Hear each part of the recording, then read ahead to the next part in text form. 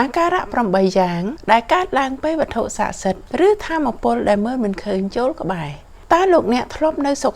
ស្រាប់តែព្រឺសម្បុរស្ងាបហូរទឹកភ្នែកឬធ្ងន់កញ្ចឹងកដោយគ្មានមូលហេតុដែរឬទេកុំអាគិតថាមកពីជំងឺផ្ដេសផ្ដាសនេះគឺជាភាសាធម៌ពលដែលបារមីកំពុងតែតាក់ទងមកលោកអ្នកចាសសួស្តីហ្វេន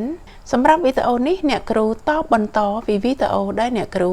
និយាយពីអង្គបារមីហួងហែងរូបកាយតែសម្រាប់វីដេអូនេះអ្នកគ្រូសូមចែករំលែកពី8អាការៈដែលវត្ថុស័ក្តិសិទ្ធិនិងរបស់ដែលមើលមិនឃើញចូលក្បែរខ្លួនលោកអ្នកដែលមានញាណនឹងទទួលដឹងឮភ្លាមអ្នកដែលមានចិត្តល្អិតឬមានខ្សែគ្រូខ្សែទេពខ្សែនាគរាជនៅពេលដែលមានធម៌ពលអ្វីចូលមកក្បែរពេលនោះវានឹងធ្វើឲ្យរាងកាយរបស់យើងតបស្នងមុនខួរក្បាលជានិច្ចព្រោះថាចិត្តទទួលនៅធម៌ពលបានលឿនជាងភ្នែកដែលមើលឃើញដូច្នេះអាការៈដែលកើតឡើងវាមិនមែនជារឿងប្លែកតែវាគឺជាភាសានៃធម៌ពលខទី1ព្រឺសម្បុរពេញខ្លួននេះគឺជាអាការៈដែលជួបញឹកញាប់បំផុតការដែលព្រឺសម្បុរពេញខ្លួននេះគឺកើតចេញពីធម៌ពលដែលនៅជុំវិញមានការផ្លាស់ប្ដូរភ្លាមដូច្នេះហើយទើបរាងកាយមានការតបស្នងប្រៀបដូចជាមានចរន្តអគ្គិសនីរត់កាត់ចាស់បុរាណហៅថាក្រសែគ្រូដែររមែងកើតឡើងនៅពេលដែលមានវត្ថុស័ក្តិសិទ្ធិចូលមកក្បែរហើយនឹងមានគ្រូបាអាចារ្យមកឃុំក្រង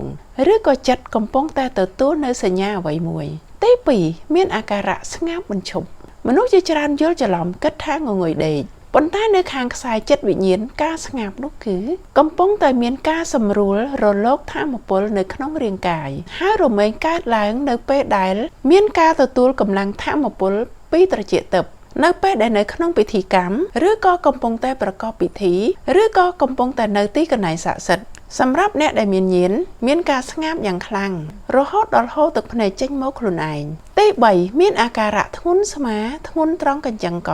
តែសម្រាប់អាការៈនេះត្រូវបែងចែកឲ្យច្បាស់ណាបើសិនជាវាកើតឡើងភ្លាមនៅពេលដែលយើងចូលទៅទីកន្លែងខ្លះឬក៏ពេលអង្គុយសមាធិនោះបានន័យថាមានធម៌ពលអ្វីមួយយ៉ាងកំពុងតែមកសង្កត់លើធម៌ពលរបស់យើងជួនកាលមានកម្លាំងអ្វីមួយមកសាកល្បងឬក៏មានកម្លាំងធម៌ពលអ្វីមួយត្រូវការមកតាក់ទងជាមួយនឹងយើងទី4មានអាការៈឈឺក្បាលកើតឡើងភ្លាមអាការៈនេះកើតចេញពីចក្រានៅលើក្បាលរបស់យើងអាការៈនេះអ្នកគ្រូសូមបញ្យល់បន្តិចកើតចេញពីកាយក្នុងរបស់យើងកាលពីអតីតជាតិដែលយើងធ្លាប់ផ្សារភ្ជាប់ជាមួយនឹងលោកនៃវិញ្ញាណដូចជាពួកនេះអីជាដើមតែដល់ពេលត្រឡប់មកជួបគ្នា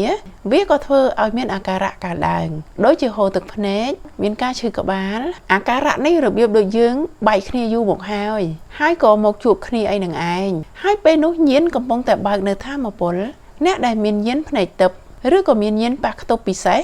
រមែងឈឺនៅត្រង់ថ្ងាសឬក៏ឈឺនៅត្រង់ក្បាលហើយលោកអ្នកមានអារម្មណ៍ថាហាក់ដូចជាមានអ្វីជំរុញលោកអ្នកចេញពីខាងក្នុងមកទី5អាការៈងងុយភ្លាមពេលខ្លះមិនមែនជាការងងុយបែបធម្មតានោះទេ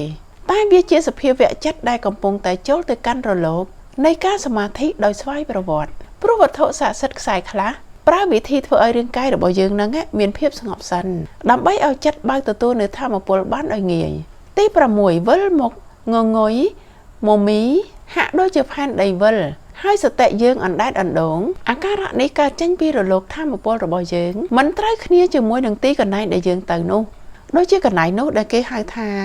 មានដួងវិញ្ញាណរបៀបកាចហើយកន្លែងនោះវាក៏មានវិញ្ញាណចម្រុះច្រើនភពអញ្ចឹងហើយរាងកាយរបស់យើងត្រូវមានការសម្របខ្លួនទី7អាការៈគួតចង្អោរអាការៈនេះមានការជួបញឹកញាប់ជាមួយអ្នកដែលមានញៀនខ្លាំងនៅពេលដែលរាងកាយរបស់យើងជួបនឹងកម្លាំងធម៌ពលដែលមិនត្រូវគ្នាជួបកម្លាំងធម៌ពលដែលមិនបរិសុទ្ធហើយរលកក៏មិនត្រូវគ្នារាងកាយរបស់យើងព្យាយាមបណ្ដេញកម្លាំងធម៌ពលនោះចេញវាប្រៀបដូចជាប្រព័ន្ធការពារសុវត្ថិភាពរបស់ចិត្តទី8នៅសុកហូរទឹកភ្នែក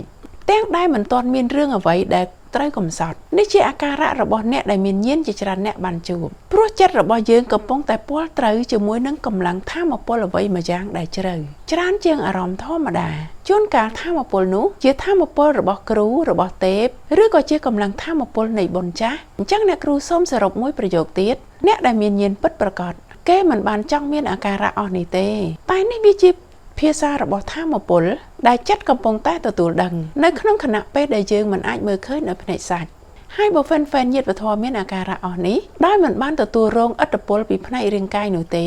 សូមកុំអាលគិត ថាខ្លួនឯងប្លែកព្រោះថាពេលខ្លះលោកអ្នកកំពុងតែទទួលនៅសញ្ញាពីភពដែលលោកអ្នកមិនអាចមើលឃើញឥឡូវអ្នកគ្រូបានធ្វើវីដេអូ